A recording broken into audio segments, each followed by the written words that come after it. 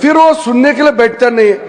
तो रात को जब मैं जवाब दूंगा तो वो तो रहेंगे नहीं। तो इसका ऐसे परिस्थिति में मुझे क्या करना चाहिए सर, आप बताइए, क्योंकि ये तो बड़ा समस्या हो गया सर। कपिल जी एक मिनट, वन सेकेंड सर जैसे कि एंड आप कहते हैं कि देखिए औकाफ में 8 लाख एकड़ है। अरे भैया, आपके हिंदू टेम्पल्स में भी इतनी संपत्ति है, वहां आप क्या कर रहे हो? बाकी स्टेट्स में देखो ना।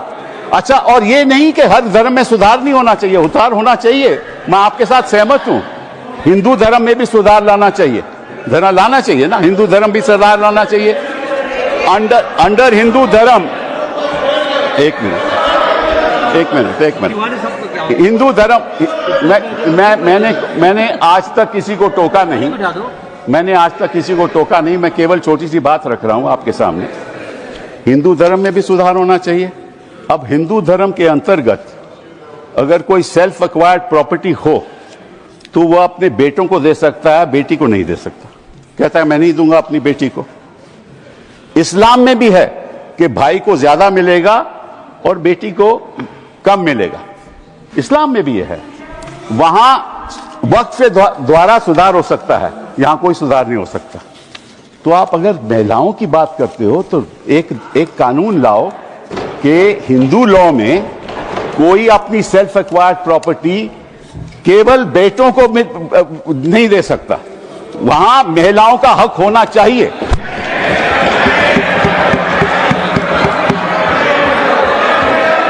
और आप हमें ये आश्वासन दो,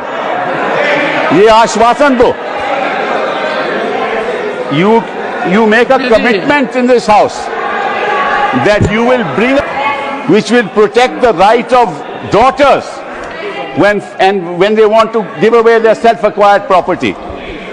दूसरी बात ये मैं आपके सामने रखना चाहता था। तीसरी बात मैं आपने सामने रखना चाहता हूं। आपने कहा, और ये बात आपको वैसे जाननी चाहिए, शायद मालूम नहीं आपको बताया या नहीं, लेकिन ये जो बोर्ड है ये स्टैट्यूटरी बोर्ड है, पहले भी था। इसमें कोई नॉमिनेट नहीं होता था। मैं आपको बताता हूं क्या वो स्टैट्यूटरी बोर्ड था। Most nominees were of the government, पहले भी। MPs are there, judges of Supreme Court, High Court, civil servants were there, and the chief executive officer of the board is a civil servant. Government can give directives to the board and even supersede it. Tribunal members are nominated by the government. ये तो पहली स्थिति थी। तो अगर सरकारी यहां नियुक्ति थी तो गलत कौन काम कर रहा था? आपने उसको क्यों सुपरसीड किया? सब नॉमिनी क्यों आपने रखवा लिए? अरे भैया, पहले भी तो स्टैट्यूटरी बोर्ड था, तो आपने प्रावधान क्यों लाया? ये अगर कोई गलती हो रही थी तो मुतवल्ली से हो रही थी। होता क्या था कि मुतवल्ली इसी वक्फ में अब डील कर लेता था और उसकी वजह से ये मिसमैनेजमेंट होती थी। आपको उसको ठीक करना चाहिए था। हम भी आपके साथ हैं। पहली बार मुझे याद है, आई थिंक इट वाज 1954, कि तमिलनाडु के ब्राह्मण ने एक कहा कि हमारे यहां मंदिरों में बड़ी गड़बड़ हो रही है, और उसकी वजह से 1954 एक्ट बना। तो गड़बड़ तो सब जगह होगी, आपकी सरकार में भी बड़ी गड़बड़ हो रही है, वो भी हो रही है, वो ठीक है, वो तो गड़बड़ तो होती है। तो अब आपने क्या किया? अब बड़ी इंटरेस्टिंग बात है, आपने क्या किया? आपने कहा कि भैया अगर कोई, सर देखिए, आपने सबको 15-15, 20-20 मिनट दिए, मुझे दे दीजिए, ज्यादा नहीं मांगता मैं, थोड़ा सा। सर कपिल जी, हम मुद्दे की बात कर रहे हैं, हम कोई पॉलिटिक्स की बात नहीं कर रहे। नड्डा जी ने कहा कि यहां कोई पॉलिटिक्स की बात नहीं हो रही, क्योंकि देश के भविष्य का सवाल है। Sir therefore the other thing I want to say कि पहले क्या होता था कि ये जो वक्फ प्रॉपर्टी पे इंक्रोचमेंट होती थी, अनऑथराइज्ड इंक्रोचमेंट होती थी, लोगों की अनऑथराइज्ड इंक्रोचमेंट, और सरकार भी इस पे कब्जा कर लेती थी। इसलिए जो लिमिटेशन प्रोविजन लाया गया उसमें यह रखा गया कि जो 12 साल का लिमिटेशन ऑर्डिनरी लॉ में है वो नहीं है। किसी ने गलत तरीके से वक्फ प्रॉपर्टी का कब्जा कर लिया तो अगर लिमिटेशन की बात आएगी तो 12 साल के बाद वो उसको चैलेंज नहीं कर सकता। आपने वो वापस लिमिटेशन ले आए, मतलब कि उनका अनऑथराइज्ड कब्जा कायम रहेगा। तो ये तो आप इंक्रोचमेंट्स का साथ दे रहे हो, इंक्रोचर्स का साथ दे रहे हो। मतलब कि जो वक्फ प्रॉपर्टी में गलत कब्जा हुआ है वो कब्जा वैसे ही रहेगा, क्योंकि 12 साल बीत जाएंगे। ये किस किस्म का प्रावधान आप लाए हो? आप प्रोटेक्ट कर रहे हो वक्फ प्रॉपर्टी को कि इंक्रोचमेंट्स को प्रोटेक्ट कर रहे हो? फिर साथ साथ में आपने ये कह दिया कि district magistrate has the full power to decide as to whether it is वक्फ प्रॉपर्टी और not. This is what you have said. Now, what inquiry will the district magistrate have in that case? He will decide on his own, and his decision is final. You were talking about Article 21 of the Constitution and said कि ये जो वक्फ जो council है इनका decision कैसे final हो सकता है, वक्फ बोर्ड का डिसीजन कैसे फाइनल हो सकता है, ये तो चैलेंज ही नहीं हो सकता in a civil court. Which decision of the district magistrate will you challenge in the civil court? You have said in this law that the decision of the district magistrate is final. And when he decides that this property is not waqf property, that cannot be challenged till he gives a final decision. So you can't deal with that property. You give finality to it. और वो जो आपने रखी है बात कि ये जो इंडाउमेंट्स हैं, ये जो वक्फ है, इसकी जो ट्राइब्यूनल की डिसीजन है ये फाइनल रहता है, ये आपने कहा ना. नो, अगर वो वक्फ ट्राइब्यूनल का डिसीजन फाइनल रहता है तो सिविल कोर्ट को तो कोई हक नहीं उसको चैलेंज करने के लिए. यही बात हिंदू एंडाउमेंट्स एक्ट में है. हिंदू एंडाउमेंट्स एक्ट में जो उनका मैनेजमेंट है उसका डिसीजन फाइनल है. Thank you Kapil. तो अगर हिंदू एंडाउमेंट्स का डिसीजन फाइनल है वो तो आपको कोई आपत्ति नहीं. यहां ट्राइब्यूनल का डिसीजन फाइनल है तो आपको आपत्ति है. Thank you Kapil ji. ये है sir. Thank you sir. Sir last one. Shri 1 second sir. Last 10 minutes sir. Last sir. Okay. Last sir. The only देखिए ऐसा है 2014 के बाद आपके पास टाइम बचा ही नहीं है Sanjay ji.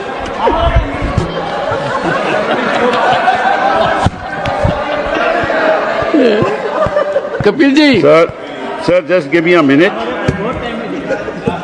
Honorable members. Sir, just 1 second. Kapil ji. One second, sir. 1 second. What is the fact of the matter is the problem. 1 second, Kapil ji. The Honorable Parliamentary Affairs Minister. Sure. मैंने honourable chairman साहब पिछली बार भी कपिल सिब्बल जी जब यहाँ बोले थे तो मैंने कहा था कि सीनियर एमपी बैठ के हमारे साथ में डिबेट डिस्कशन में हिस्सा लेगा तो हम लोग अच्छा लगता है. लेकिन प्रॉब्लम क्या है कि वो कई बातें बोल करके सीधा चले जाते हैं, क्लैरिफिकेशन नहीं सुनते हैं.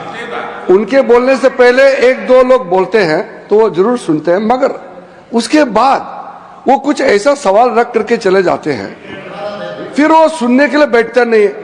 तो रात को जब मैं जवाब दूंगा तो वो तो रहेंगे नहीं. तो इसका ऐसे परिस्थिति में मुझे क्या करना चाहिए सर, आप बताइए, क्योंकि ये तो बड़ा समस्या हो गया सर. कपिल जी. एक मिनट. 1 second sir. जैसे कि उन्होंने बड़ा, क्योंकि उसे सीनियर होने के नाते उसका सूझबूझ समझ उसका इंटेलेक्ट को तो मैं चैलेंज नहीं कर सकता हूं, लेकिन जैसे कंफ्यूजन बात करके चला गया. उन्होंने 4 स्टेट का रिलीजियस जो लैंड है उसको वक्फ का साथ में कंपेयर करके कंफ्यूजन करके चला गया. वक्फ प्रॉपर्टी रिलीजियस प्रॉपर्टी नहीं होता है, वक्फ प्रॉपर्टी अलग है, वो सिविल है. यहां उन्होंने एग्जाम्पल गलत देख के चला गया. फिर बोलता है कि मेरा जमीन मेरा प्रॉपर्टी है. आप कौन होता है कानून बनाने वाला? मैं इसलिए बोल रहा हूं कि वो चले जाएंगे. वो सर नहीं, डॉक्टर अभिषेक सिंह भी चले गए हैं. अभिषेक जी तो चले गए, अब मैं क्या करूं, रोक नहीं सकते सर. वापस आएंगे क्योंकि विप है. Because of whip he will come वापस सर. तो जैसे कि सर मैं इसलिए बोल रहा हूं चेयरमैन सर, जैसे कि उन्होंने कहा कि जमीन मेरा है, तुम कौन होता है कानून बनाने वाला? तो जब कोई ट्रस्ट बनाता है तो ट्रस्ट को कौन चलाते हैं, उसका निगरानी कौन करता है? Charity commissioner. तो आप बोलेंगे कि मैं हिंदू हूं, मैं हिंदू एक ट्रस्टी हूं, तो चैरिटी कमिश्नर में तुम मुस्लिम नहीं आ सकते हो, क्रिश्चियन नहीं आ सकते. ऐसे हो सकता है कि इस देश में देश कानून से चलता है. आप बोलते हैं मेरा मर्जी होगा, इसका मतलब क्या एक मिनिस्ट्री मुसलमानों के लिए अलग मिनिस्ट्री बनाना है और हिंदुओं के लिए अलग मिनिस्ट्री डिपार्टमेंट खोलना है? आप कैसे बात करके जा रहे हैं इतने सीनियर होते हुए? आप इस तरह का देश में एक कानून सबके लिए चलेगा तो ये देश के लिए अच्छा होता है. मैं डिटेल में जवाब दे सकता हूं, मगर ये मेरा रिप्लाई का टाइम नहीं है. लेकिन आप चले जाएंगे, इसलिए मैंने कहा कि इस तरह का आप बात रख करके चले जाएंगे, बाद में आप रिप्लाई नहीं सुनेंगे, फिर अधूरा हो जाएगा, इसलिए मैं ये कह रहा हूँ। ऑनरेबल फाइनेंस मिनिस्टर, पड़ेगा सर मुझे। आई कम टू यू, मैं भी बीच में एक बार बोलूंगा, I come to you, honourable finance minister. Sir